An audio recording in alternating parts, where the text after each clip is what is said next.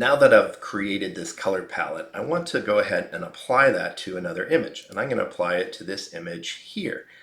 And so I've got my color palette of these sort of beach scene colors. Let's explore how we might apply that. There's a few different ways I could approach this. There's not one right solution here. So I'm just going to explore a couple techniques. Now, one thing that I could do is do it through a gradient map. I love gradient maps. And so I'm going to go ahead and choose the adjustment gradient map option. And then with the gradient map, we could go ahead and go to the gradient editor and start with some sort of color. So typically you'd start with black and white and it would apply sort of a gradient map of black and white to our image in this case. But we want to dial that in. So I'm going to double click on the, or just even single click on the gradient editor, and then that can open up the stops here. And so the first thing I'll do is I'll take sort of the dark colors here and I could apply those, and I'm going to sample out, I'm going to choose color and then sample out my darkest color from my swatch, which is this brown, kind of dark brown color. And then I'll go to the light that's here and I'll sample out the lightest color from my swatch and I'll apply that, and we're getting a gradient now from those colors. And so that works in and of itself. But now what I might do is add a swatch in the middle, and I'm going to go ahead and say the location is 50, which is going to be right in the center of the palette. And I'm going to apply my mid blue that's there. So I'm going to go ahead and sample the mid color for the mid that's there. Then I'm going to go here to the 1/4 and 3/4 tones. And so I'm going to go ahead and just click kind of in the middle here. And in this case, I want to sample out my sort of light color. And then I'll add another swatch or chip right there into the middle, and I'm going to sample out the sort of dark colors that are there. And so I'm now getting a gradient that's sort of applying all of the colors from my color palette back on to that image. And I can adjust this a little bit. If I don't like exactly the way it's working, I can see that it's a little washed out. So there's a couple things I could do. One thing that I could do is apply it through like an overlay or through soft light, which would take those colors and sort of add a little bit more contrast. Certainly I could use color as a way of doing that as well. It's in the normal. If you don't like how much it's applying, you can always bring the opacity down of that particular gradient map. And so if I was applying this onto the color, the color version of this image, then I could apply just some of that color, and you can see that we could sort of push the space a little bit towards this kind of cooler, beachy scene space. Now the contrast still might not be great enough, but certainly you could add additional adjustments. Like I could go to my levels, for example, and change some of the levels to pump that contrast up a little bit. And we could get just a little bit more contrast with those sort of colors being applied. We could see sort of how that might work depending on how much of the color we want, sort of how sort of contrasty we want that to be. So this could be one way that I could reapply that color palette to a sort of a different place and see how much of it I really want. I wanted this over the black and white image that was there. And if that's satisfying, then perfect. We've got some of those colors being applied elsewhere. Now, I might want to explore this a little bit differently. Let's say I wanted more of a graphic look and a little harsher change here between my colors. So I'm going to do this just a little differently, and instead of all of those things, I'm going to go ahead, keep my black and white photo on, but I'm going to create some solid color fills. So I'm going to say I want a solid color fill, and then I'm going to pull the colors from my palette here. So that solid color is going to be the very first color.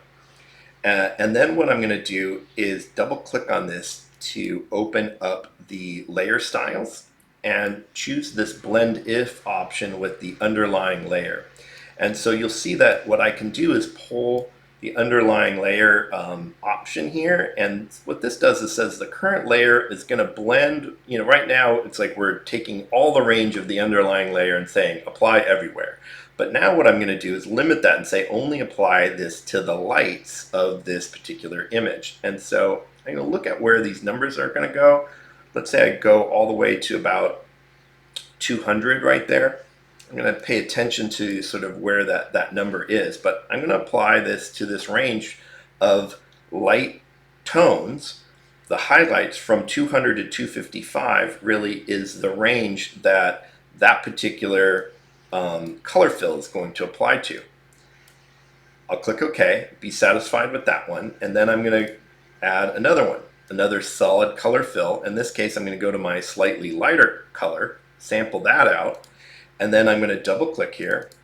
It's sort of not on the name, but off of that to add a layer style. And you can also go in and do different layer style options here through some of the blending options. It's the same thing.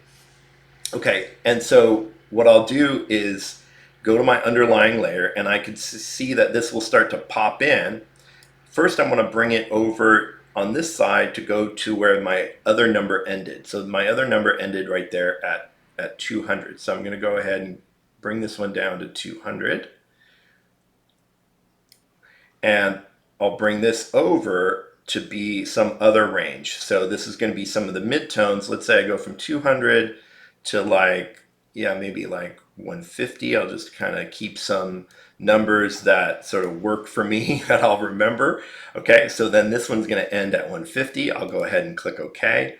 And then I'll add another solid color to this. And I'm going to keep going up my palette here to sort of darker and darker colors, if you will. And then I'll double click to go to the layer styles, bring this side over until I hit 150. Then I'll bring this side and say maybe that goes all the way to about 100, let's say. And we're going to apply those particular colors to there and keep going through the production. Again, a solid color fill, and then I'm going to apply that solid color with the next color that I want, but limit the range at which it applies by double clicking to go into the layer styles and choosing to adjust this. And so in this particular case, I think I had this to 100, and then I want it applying maybe only to the range from 50 to 100. And then we can see that that particular color applies to that range. And I've got one more solid color. And then I'm going to choose my darkest color that's there and double click on the layers and apply it. So I kind of really like this blend if option where we can adjust this with underlying layers, and this is going to go all the way out to 50. So we should have no color gaps now in this, in that each of these colors is taking a range of tones on the underlying image and then reapplying our palette back onto this. Now it's a real graphic kind of look to this, kind of harsh edges on all of that. And so I'm going to go ahead and take all of these colors and group them. So we could Control G to group, or if you prefer, you can just hit the little create a group button that's down there, the little folder group button. So this is our set of colors. I'm going to duplicate that. And if I didn't like how harsh they were, so these colors are kind of harsh in terms of how they're applying. One thing that I could do is adjust so that they're not so hard edged. So we're getting kind of a real pixelated edge on sort of where they're applying and how they're sort of being dialed back. And I might like that. I think it's kind of a cool effect. That said,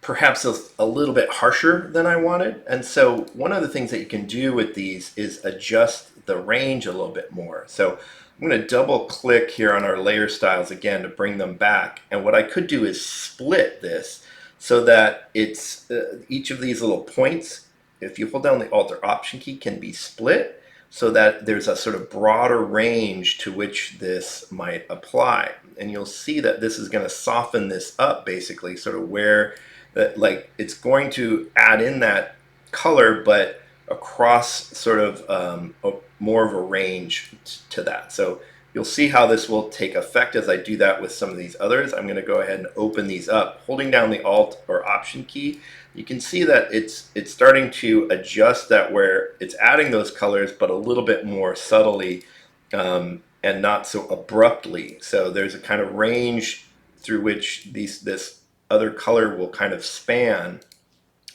and that can make it where this doesn't have to be quite so abrupt. So I'm going to go ahead and hold down the Alt or Option key to kind of split that, and we can see that we can adjust these so that it's applying that color, but a little bit more gradually. So I'm going to have more of a range of where this color might be applied.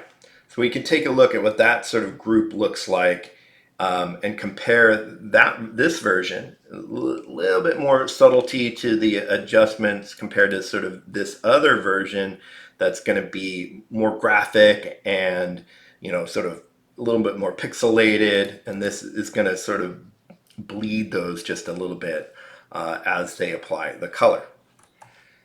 Now, while I think these techniques can make some really cool effects, I certainly could have done this very differently. Like maybe I wanted to select and selectively colorize and just do the sort of the face and skin tones with sort of one set of colors and the clothes with a different set of colors. So I could isolate image elements and apply color in that way, certainly.